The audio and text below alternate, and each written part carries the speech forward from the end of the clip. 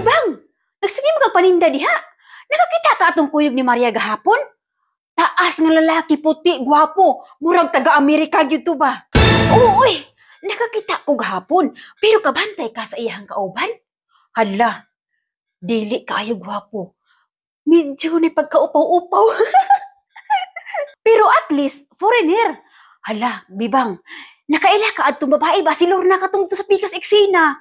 Hala, nakaapag, gadala gahapon pun. Taas nga lalaki nga gwapo, mura jug artista, grabe gyud. Tinuod gyud. Pero abi nimo, kana si Lorna. Mura dali ra na mabaldado si Lorna. Kay ngano? Nisulti man siya gahapon nga. Ang kana kuno iyang apam, nay pagka-istrikto, tihik pa gyud. Mao na iyang sulti. Magsige daw silag away, uy. Pero kung ako'y papilion, mas gusto nako si Lorna. Kaya iyang apam, manggihatagon, manghatag yun.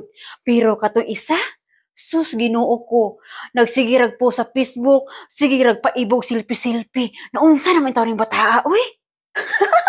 Bitaw no, love lang ang puhunan pero walay budget. Pero grabe ni si Marites.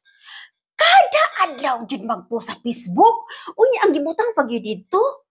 With my baby from US. Grabe kagara. Grabe gid kagara.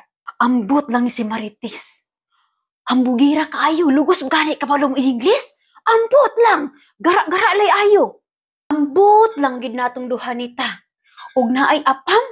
Sus mura jug naka-jackpot. Unya kitang duha ani. Na jackpot sa chismis ani, nagsigilan tagpahimantay ani. Pero kada manggudpod silang duha, uy. Bantayanan gyud. Angay gid pong libakon, kawa gyud. Hambog pa tong isa, katong isa murag binta-binta ha.